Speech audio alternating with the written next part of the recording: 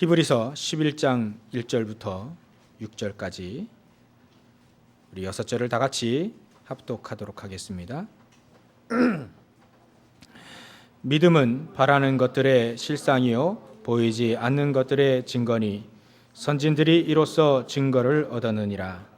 믿음으로 모든 세계가 하나님의 말씀으로 지어진 줄을 우리가 아나니 보이는 것은 나타난 것으로 말미암아 된 것이 아니니라. 믿음으로 아벨은 가인보다 더 나은 제사를 하나님께 드림으로 의로운 자라 하시는 증거를 얻었으니 하나님이 그 예물에 대하여 증언하심이라. 그가 죽었으나 그 믿음으로써 지금도 말하느니라. 믿음으로 에녹은 죽음을 보지 않고 옮겨졌으니 하나님이 그를 옮기심으로 다시 보이지 아니하였느니라. 그는 옮겨지기 전에 하나님을 기쁘시게 하는 자라 하는 증거를 받았느니라.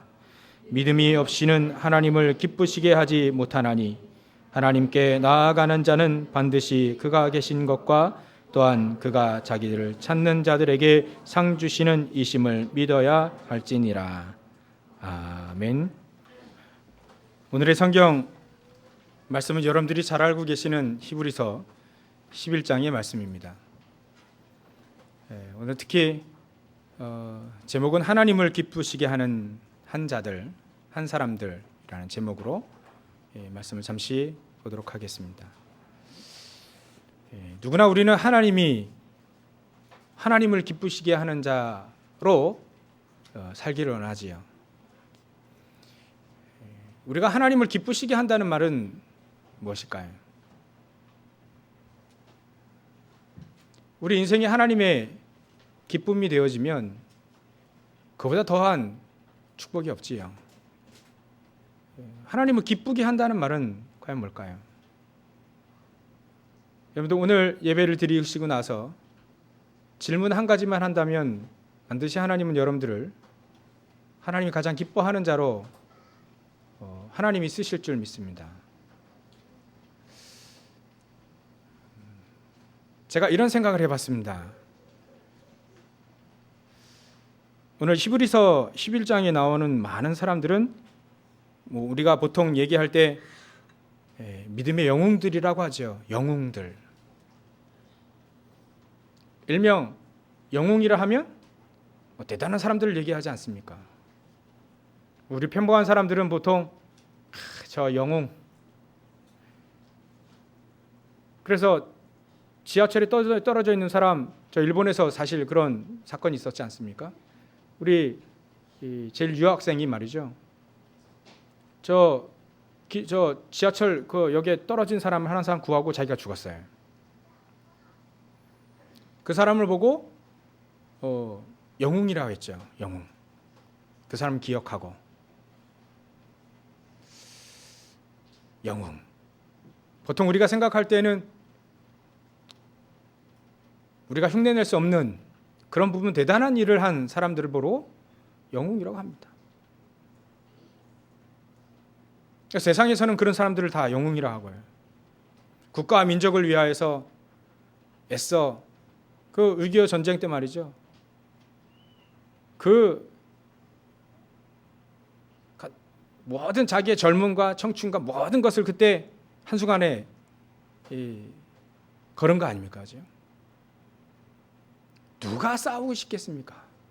누가 자기 아들을 저 전쟁터에 내보내고 싶겠습니까? 가면 죽는데.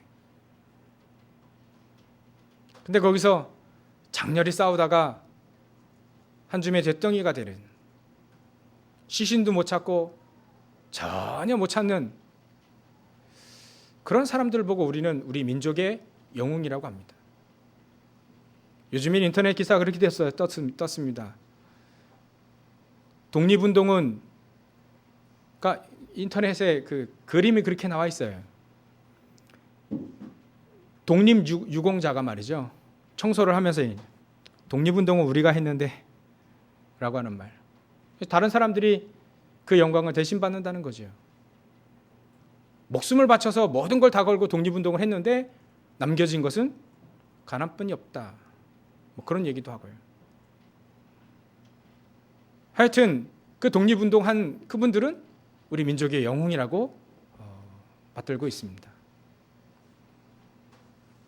한마디로 영웅이라고 하는 것 우리가 할 수 없는, 보통 사람들은 할 수 없는 그렇게 생각들 많이 하죠. 근데 제가 곰곰이 한 주간 동안 생각했습니다. 믿음의 영웅들은 우리와 과연 다른 사람들인가? 히브리서 11장에 나와 있는 이 많은 사람들이 과연 나하고 다른 사람들인가? 이 사람들은 좀 특별한 사람들인가? 아니면 나랑 똑같은 사람인가? 나도 이 사람들처럼 응답 받을 수 있는가 없는가? 이것이 정해져 있는가 안 정해져 있는가? 이게 과연 가능한가? 가능하지 않았다면 왜 하나님이 우리에게 성경을 써놓으셨을까? 한 가지 더 질문을 했어요. 그럼 어떻게 하면 나도 이런 사람들처럼 응답을 받을 수 있을까? 그래서 성경을 보니까요, 이분들이 어떤 사람들이었냐면 하나님을 기쁘시게 한 사람들이었더라고요. 디모데후서 2장 1절부터 7절에 보면요, 저 아들 같은 디모데에게 저 사도 바울이 이렇게 얘기합니다. 너는 군사와 같이 생활하라. 군사는요, 거기에 사도 바울이 답을 줬습니다. 군사는 자기 생활에 얽매이는 자가 아니다. 자기 생활에 얽매이는 자가 아니라면 부르신 자를 기뻐하게 하는 사람이 바로 군사다. 그걸 바로 군인으로 딱 부른 자, 우리를 하나님의 군사로 부른 자, 하나님을 기쁘시게 하는 자가 바로 진정한 군사지요. 영적 싸움할 수 있는 군사. 그런 사람들을 보고 우리가 이렇게 얘기를 합니다. 믿음의 사람이라고요. 그 사람들과 우리의 차이점, 혹시 나와 그 사람, 이 사람들의 여기 있는 사람들의 차이점은 바로 믿음이 있느냐 없느냐, 그 차이인 것이죠. 성경에 많이 보면요, 대단한 사람도 많이 나옵니다. 저 아벨 무홀라에서 그 지역에서 말이죠, 12결이 소, 한 결이 소 2마리거든요. 그러니까 24마리를 앞장 세우고 농사를 크게 짓는 그 엘리사, 12마리 소라고 한다면 예전에 우리 조선시대 때도 말이죠, 소 한 마리에도 엄청 큰 재산 아니겠습니까? 근데 몇천 년 전에 이 소 24마리를 앞세우고 농사를 지었다면 분명히 부자였을 것이다. 부자도 나옵니다. 근데요, 하루하루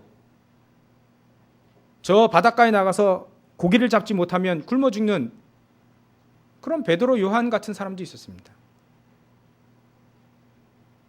학식이 많아가지고요, 조금만 기다리면 저 산헤드린 공회에서 또 의장이 되고 나중에 민족의 지도자가 될 사도 바울도 있었습니다.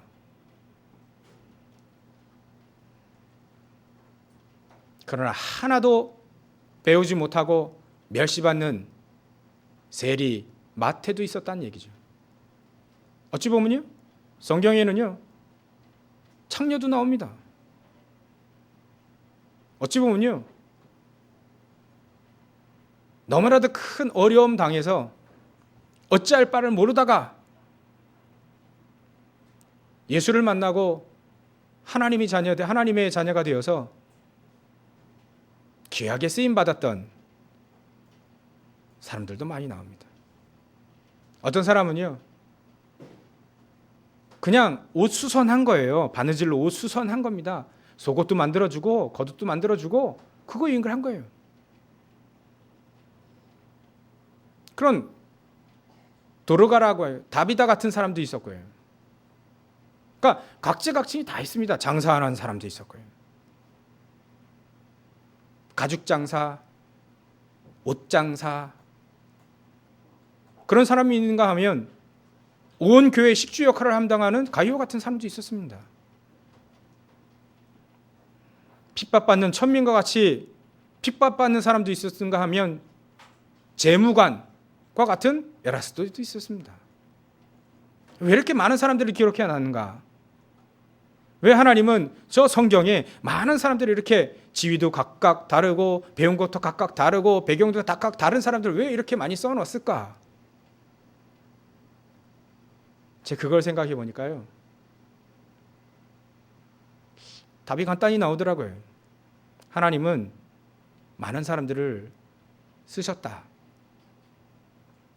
학식이 있다고 해서 쓰는 게 아니고요, 학식이 없다고 쓰는 것도 아니고요, 하나님은 하나님이 원하시는 자들을 불러서 쓰신다. 거기에는 배경이 있으면 좋고요, 없어도 상관없고, 재물이 많으면 좋고요, 없어도 상관없고요. 하나님은 모든 재물들 주인이신데 그 사람이 그거를 운영할 수 있으면 그걸 쓰는 겁니다. 운영할 수 없으면 그대로 또 쓰시는 거지요.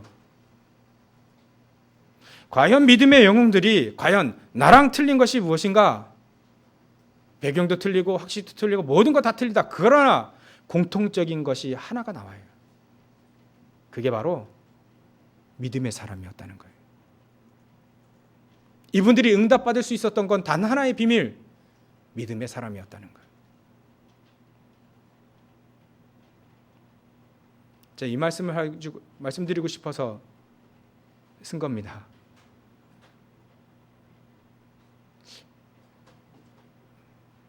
다 했는데 우리 가면 참 좋겠는데요. 조금 더 부연 설명을 하자면 어떻게 하면 믿음의 사람이 되겠는가? 그것이 우리가 오늘 또 한 단계 더 생각해 봐야 될 부분입니다. 우리는 어떻게 하면 하나님을 기쁘시게 하고 믿음의 사람이 될 수 있겠는가? 그건 우리가 선천적으로 타고난 것이냐?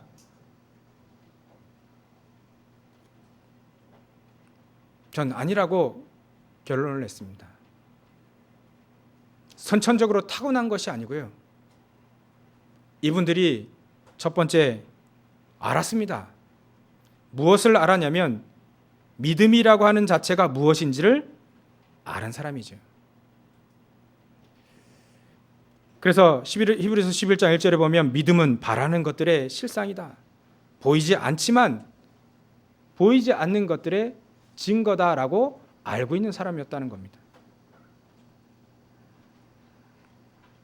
좀 더 세밀하게 얘기하면 선진들이 이로써 증거를 얻었는데요, 3절에 보면 이렇게 나와 있습니다. 믿음으로 모든 세계가 하나님의 말씀으로 지어진 줄을 우리가 아나니. 믿음이라는 건요, 하나님께서 하나님의 말씀으로 모든 세계를 지었다는 것이 믿어지는 사람을 바로 믿음 있는 사람이라고 합니다. 그걸 믿는 겁니다. 하나님의 존재를 믿는 거죠. 하나님이 모든 만물을 말씀으로 지어진 것을 알고 있는, 믿고 있는 사람을 믿음의 사람이라고 합니다. 그런 사람이 믿음의 영웅이 되는 거죠. 특별한 사람이 아니고요. 아, 하나님의 말씀으로 모든 세계를 지었구나. 이게 믿어지는 사람입니다. 그 말은 반드시 그가 계신 것과 또 자기를 찾는 자들에게 상 주시는 이심을 믿는 사람을 보고 그렇게 얘기합니다. 6절에 보면 이렇게 나와 있죠. 다시 설명드리면요, 믿음이 없이는 하나님을 기쁘시게 하지 못하나니 하나님께 나아가는 자는 반드시 그가 계신 것과 또한 그가 자기를 찾는 자들에게 상 주시는 이심을 믿어야 할지니라. 믿음의 사람은요, 하나님의 말씀을, 모든 세계를 하나님의 말씀으로 지어진 줄을 아는 사람입니다. 그걸 믿는 사람입니다. 두 번째로 보이는 것은 나타난 것으로 말미암아 된 것이 아니라고 아는 사람이에요. 이 모든 만물들이 다 스스로 만들어졌구나. 어느 날 스스로 자기들이 딱딱딱딱 맞아가지고 지구가 탄생하고 우주가 탄생하고 태양계가 탄생하고 스스로 이게 맞아졌구나. 보통 과학자들은 그렇게 얘기하죠. 근데 믿음의 사람은 아니라는 겁니다. 모든 만물들을 하나님의 말씀으로 지어졌다는 것을 믿고 이 모든 것들이 보이지 않는 하나님의 손길이었다는 것을 알고 있는 사람이에요. 그게 바로 믿음이라고 하는 겁니다. 이 말은 다른 말로 하면요, 하나님의 존재를 인정하는 사람이라는 겁니다. 하나님의 능력을 인정하는 사람이 바로 믿음의 사람인 거죠. 하나님의 능력, 하나님이 우리에게 능력이 없어서, 하나님이 능력이 없어서 우리를 가난하게 만드신 자 아닙니다. 하나님의 능력이 없어서 우리를 병들게 만든다? 아닙니다. 하나님이 능력이 없어서 저 IS가 말이죠, 저 크리스천들 목 다 자를 때 하나님 능력이 없었겠는가? 아니라는 거죠. 목 잘리는 것이 중요한 게 아닙니다. 누가 목 잘리냐가 중요한 거죠. 누가 병들었냐가 중요한 겁니다. 누가 가난하고 누가 부유한가, 누가가 중요합니다. 하나님의 존재와 하나님의 능력을 믿는 자가 만약에 순교한다, 놀라운 역사가 일어납니다. 만약에 하나님의 존재와 하나님의 능력을 믿는 사람이 병들었다? 그건 하나님의 놀라운 능력이 나타나지는 축복입니다. 이게 믿어지는 사람이라는 거죠. 그래서 잠언서 3장 6절에 보면 너는 범사에 그를 인정하라. 그리하면 내 길을 지도하시리라. 하나님의 존재가 믿어지는 거예요. 하나님의 능력이 믿어지는 거예요. 그러면 하나님은 그 믿어지는 그 사람을 통하여서 하나님은 길을 인도하시는 겁니다. 여러분들 혹시 내 믿음 생활하는데 뭐 어떻게 해야 될지 잘 모르시겠다 라고 하면 이 말씀을 기억하십시오. 많은 사람들이 어떻게 될지, 내가 신앙생활이 어떻게 될지 도대체 깜깜한 많은 사람들이 있습니다. 그럴 때마다 하나님의 말씀을 기억하십시오. 너는 범사에 하나님을 인정하라. 인정해야만 됩니다. 우리 삶 속에 내가 왜 병들었는가? 내가 왜 가난한가? 내가 왜 무능한가? 우리 가정에 왜 문제가 왔는가? 왜 크리스천들이 이렇게 핍박당하고 목 잘리고 이렇게 순교할까? 하나님은 그 속에 놀라운 계획이 있다는 거예요. 이게 인정이 되어야 됩니다. 이게 믿어지는 사람을 하고 믿음의 사람이라고 하는 겁니다. 믿음이란 그래서 아는 거지요. 내가 지금 병들어도 하나님은 놀랍게 하나님이 역사하신다는 걸 알겠죠. 아는 겁니다. 내가 지금 목 잘리고 죽임을 당하여도 그 이후에 어마어마한 큰 역사가 일어난다는 것을 아는 거죠. 그래서 과감하게 죽는 겁니다. 내가 무능해도, 내가 가난해도 상관없다. 하나님은 나를 통하여서 하나님이 살아계심이 증거되어지는 것이 가장 원하는 것이니까. 이게 믿어지는 겁니다. 그걸 바로 믿음이라고 합니다. 잠언서 8장 17절에 보면 이렇게 되어 있습니다. 나를 사랑하는 자들이 나의 사랑을 입으며 나를 간절히 찾는 자가 나를 만날 것이라.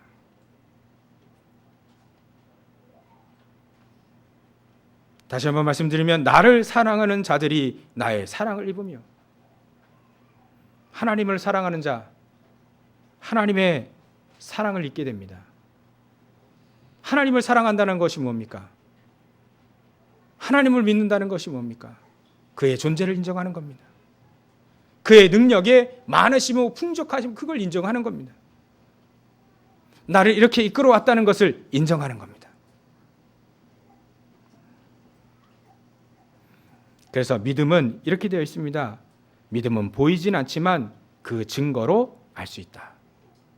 이 사람이 믿음이 있는지 없는지 그거는요, 나타나는 증거로 알 수 있습니다. 그래서 그 증거로 히브리서 11장에 많은 사람들을 이렇게 지어낸 거예요. 이렇게 딱 쓰여진 거지.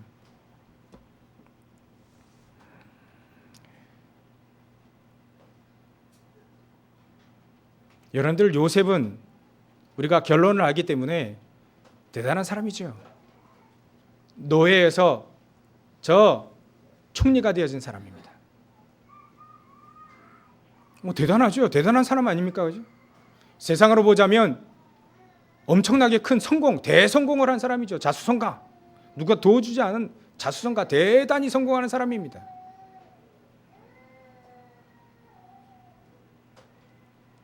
그것만 따져보면 사실 우리는 힘 빠지는 거죠.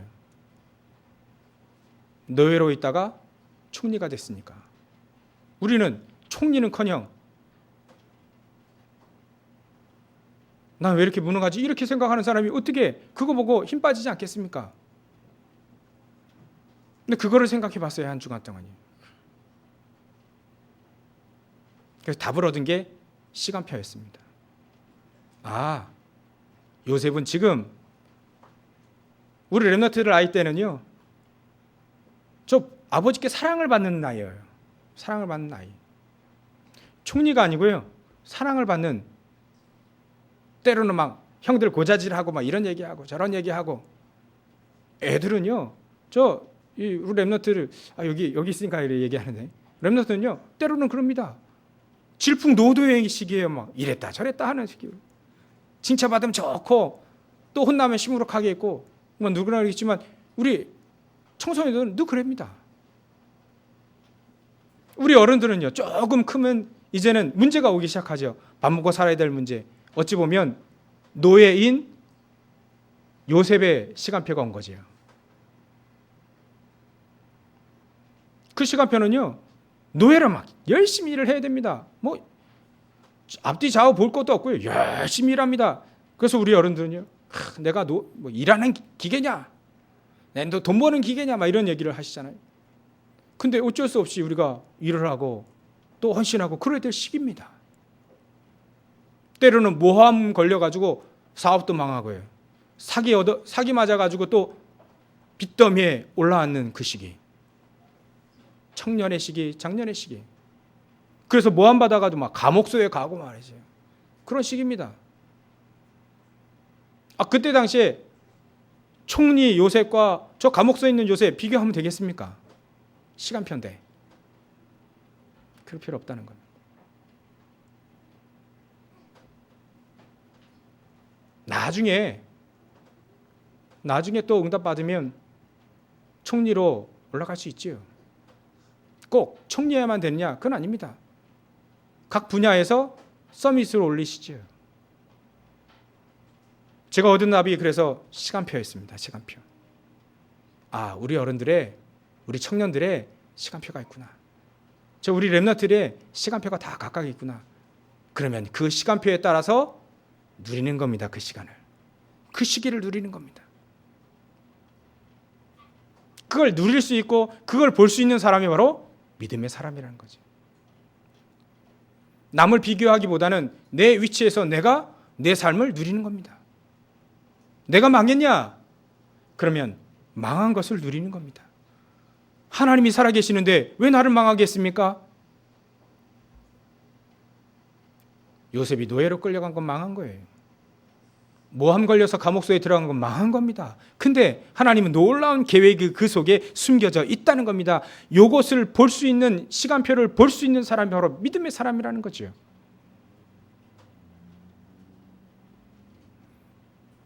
그러니까 이 요셉이 말이죠, 우리랑 다른 사람이 아니라는 겁니다.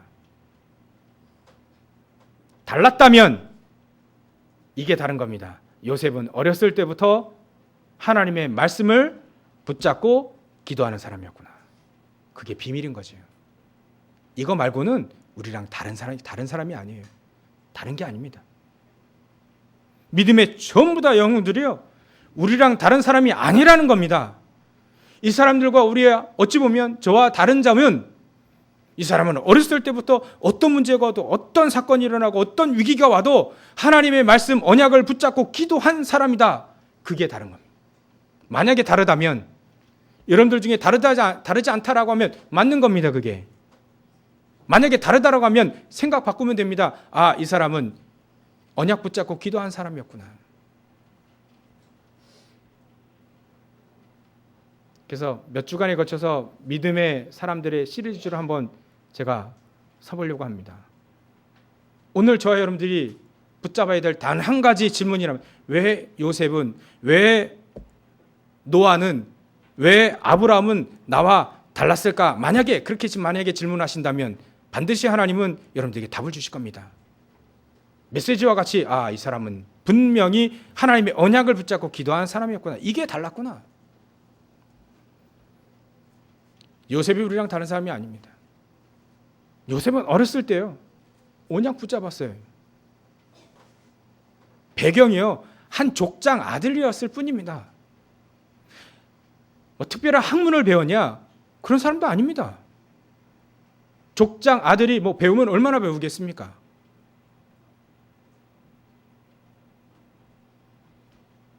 애굽에 갔을 때 말도 안 통했겠죠. 애굽 말을 배웠어야 알지요. 애굽에서는요, 한낱 무익한 노예였습니다. 근데 어떻게 이 요셉이 이렇게 은혜를 받았을까? 이렇게 응답을 받았을까? 어렸을 때 요셉은 일찍 애를 낳다가, 자기 동생 낳다가 어머니가 죽었어요. 요셉이 아마 대략 5, 6살 정도 됐을 거라 보는데요. 5, 6살은요, 절대적인 필요한 존재가 하나님이 아닙니다. 그들이 생각할 때는. 우리가 그렇게 생각하지만 그들은요, 오로지 누구냐? 엄마예요, 엄마. 오늘도 제가요, 6시에 일어나서 한밤중에 딱 눈을 떠보니까 갑자기 뒤에 누가 서 있어요. 막 천상갑부다 그래. 쳐다봤더니 우리 딸이요. 한밤중에 찾아왔어요. 깜짝 놀라요. 속으로 놀라지 갑자기 서 있어서 뭐라 하니까요. 주여, 내가 여긴다 이러다 하다가 딸이 무서워서 온 겁니다. 한마디로 얘기하면. 누구를 찾아왔냐? 아빠를 찾아왔냐? 전 기대를 포기했어요. 아빠 아니다, 엄마다. 그래서 제가 자리를 비켜줬습니다. 엄마랑 같이 자라. 그러고 나서 이제 6시에 일어나서, 우리 산업 예배가 7시에 있잖아요. 6시에 이제 일어나 가지고 막 씻었습니다. 씻고 이제 딱 나오는데 우리 아들이 딱 이제 깨어나 가지고 자기 방에서 나오는 거예요. 막 두리번 찾아. 뭘 찾아요? 알지요? 이 아이가 누구를 찾냐? 아빠를 찾는 게 아니에요. 엄마를 찾는 게, 엄마. 그래서 제가 알고, 일로 와, 내가 안아줄게. 알아서 엄마 옆으로 뉘었습니다. 절대적인 필요한 존재가 엄마예요. 근데 그 당시에 이 요셉이 엄마를 잃어버렸어요. 얼마나 외로웠을까? 제가 장례식 때, 어떤 장례식 때 얼마나 많이 울었냐면, 아이가 말이죠,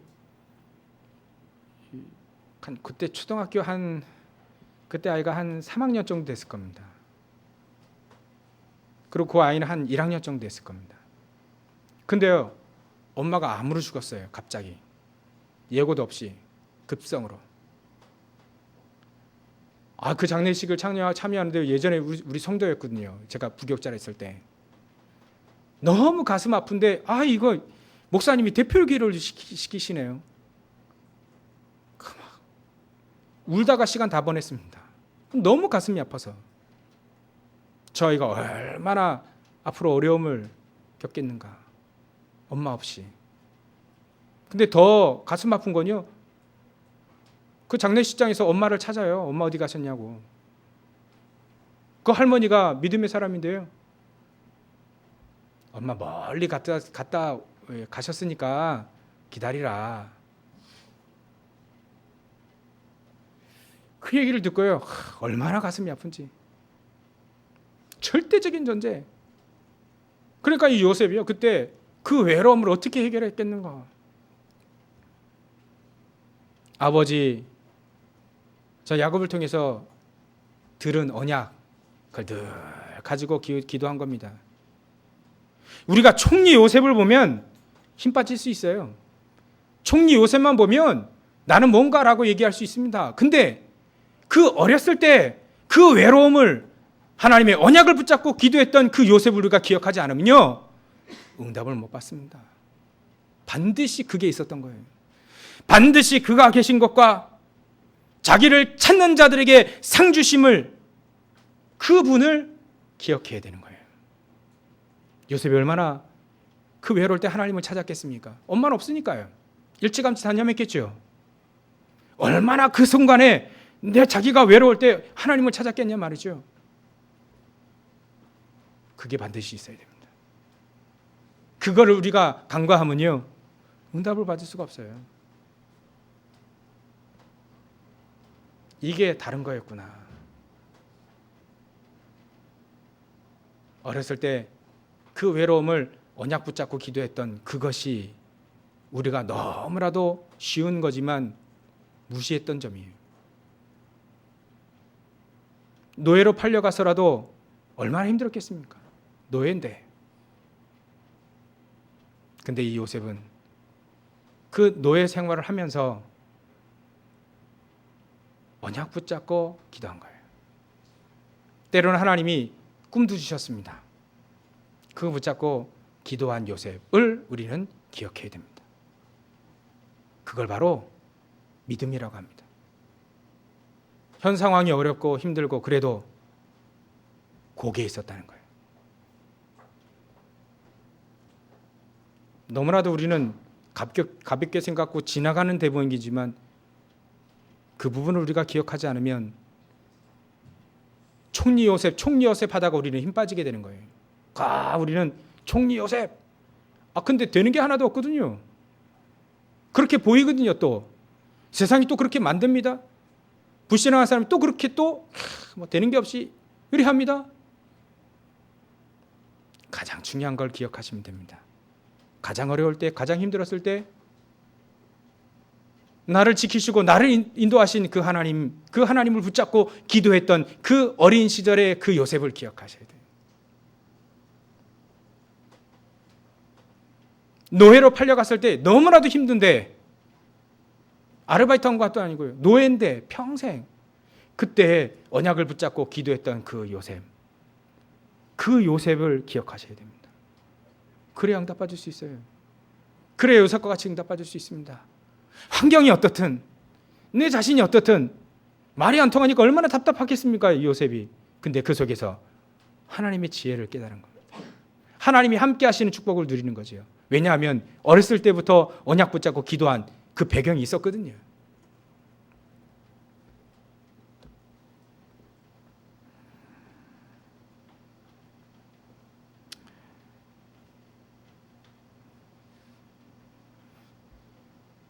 이제 되지 하나 했는데 시간이 다 갔네요.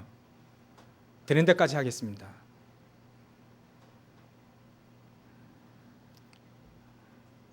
이제 결론을 내야 될 시기인데 되지 1번 하고 결론 내겠습니다. 하면 앞으로 계속 하나님이 말씀을 주시는 대로 가려고 합니다.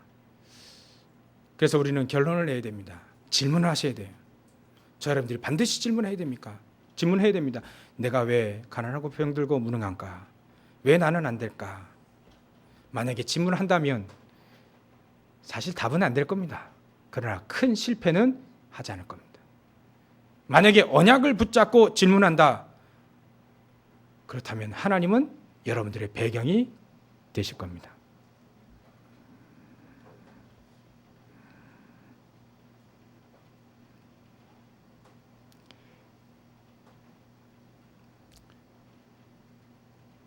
그래서 여러분들이 기억하셔야 될 것이 한 가지 더, 여러분들 자신을 보실 때 한 가지 더 기억하셔야 될 것이 이겁니다. 결론 중에 결론인데요, 내 삶 속에 점검을 한번 해보시면 참 좋겠습니다. 한 주간 동안 얼마나 내가 안 되고 있는 시스템 속에 내 삶을 끌고 들어가는가, 그걸 한번 확인해 보셨으면 참 좋겠습니다. 우리가 하나님은 살아계셔서 말씀으로 기억해 놓으셨는데 말씀을 한 번도 우리가 묵상하지 않는다면 그 말씀의 능력 속에 들어갈 수 없겠죠. 분명히 하나님은 나를 사랑하는 자들이 나의 사랑을 입으며 나를 간절히 찾는 자가 나를 만날 것이라고 했는데, 하나님을 한 번도 찾지 않는다면 하나님의 사랑 고사하고 하나님 만날 수 없겠지요. 하나님 응답을 받을 수 없겠지요. 우리가 안 되고 있는 시스템 속에 너무나도 있습니다. 그거를 점검하시면, 한 주간 동안 점검해 보시면 하나님은 여러분들을 하나님을 기쁘시게 하는 자로 하나님 분명히 우리를 불렀다는 것을 확인하게 될 겁니다. 한 가지 예를 들자면, 모세가 홍해 앞에 많은 모든 백성들은 다 불신앙했습니다. 다 불평했습니다. 맞지요? 상황이, 분위기가 돌아가는 게 맞지요? 뒤에서는 애국 군사가 막 추격해서 옵니다. 근데 앞으로는, 앞에는 홍해가 딱 가로막고 있습니다. 누구나 그랬겠죠. 당연하지요. IQ가 있다면 당연히 그렇게. 왜 우리를 여기에 무덤이 없어서, 애굽에 무덤이 없어서 우리를 이렇게 이끌어내는가? 모세에게 대항도 하겠지요. 근데 하나님은 모세를 통해서 이렇게 얘기를 합니다. 모세가 백성에게 이르되, 출애굽기 14장 13절 14절 이렇게 되어 있습니다. 모세가 백성에게 이르되 너희는 두려워 말고 가만히 서서 여호와께서 오늘 너희를 위하여 행하시는 구원을 보라. 너희가 오늘 본 애굽 사람을 영원히 다시 보지 못하리라. 보지 아니하리라. 14절에 이렇게 되어 있습니다. 여호와께서 너희를 위하여 싸우시리니. 하나님 우리를 위해서 싸우신답니다. 너희는 가만히 있을지니라. 여러분들, 내가 안 되고 있는 시스템 속에 있으면 뭘 하려고 하는 것보다는 말씀을 딱 기억하고 하나님이 우리로 하여금 싸우시게 자리를 내어드리는 겁니다. 우리가 싸우려고 하는 것이 아니고요, 우리가 대응하려고 하는 것이 아니고 하나님께 그 주역의 역할을 맡기는 겁니다. 그러면 하나님은 우리를 대신 싸울 겁니다. 우리가 대적이라고 하는, 그렇게 보이는 애굽 사람들이 다시는 보이지 않는, 이사야 41장에 쭉 이렇게 보시면요, 너희를 대적하는 사람은, 너희를 원수같이 너희를 대적하는 사람, 아무런 존재, 아무렇지도 않은 존재로 만들어버릴 것이다. 하나님이 대신 싸우시리라고 표현되어 있습니다. 이사야 41장 한번 읽어보세요. 여호와께서 우리를 위해서 싸우실 겁니다. 우리는 그 자리를 내어드리는 거예요. 손가락 빨고 가만히 있는 게 아닙니다. 언약을 붙잡고요. 모세가 그랬습니다. 하나님께서 대신 싸우실 거 이거 믿고, 왜냐하면 하나님을 믿거든요. 그분을 범사에 인정하거든요. 그분께서 우리에게 그분을 간절히 찾는 자가 하나님 상 주실 것을 분명히 알고 있는 그 모세는 가만히 있는 겁니다. 근데 하나님이 대신 싸우신 거죠. 그 어려움이라고 생각하는 홍해를 하나님은 갈라버리시는 겁니다. 자, 여러분들 오늘 믿음의 눈을 뜨시길 바랍니다. 떠지는 가장 중요한 시간이 되시길 바라고요. 여러분들 오늘 일주일 한 주간 동안요, 질문을 한번 해보시면 하나님은 분명히 하나님께 질문하고 하나님을 찾는 자 반드시 하나님께서 응답하실 줄 믿습니다. 가장 중요한 발견이 이루어지는, 그래서 하나님이 가장 기뻐하시는 사람들 중에 나도 속해 있음을 깨닫게 되어지는 그 중 한 시간 한 주간이 되어지실 주의 이름으로 축원합니다. 기도하겠습니다. 하나님, 감사와 영광을 돌립니다. 믿음이 무엇인지 성경을 통해서 알게 하시고, 믿음의 사람이 우리와 다르지 않다는 것, 가장 중요한 비밀이 있다는 것 우리가 알게 하시고, 그래서 우리도 믿음의 사람으로 하나님을 기쁘시게 하는 자로 조금도 부족함이 없도록 성령으로 역사해 주시옵소서. 감사와 영광을 돌리며 가신 예수님의 이름으로 기도 올리옵나이다. 아멘.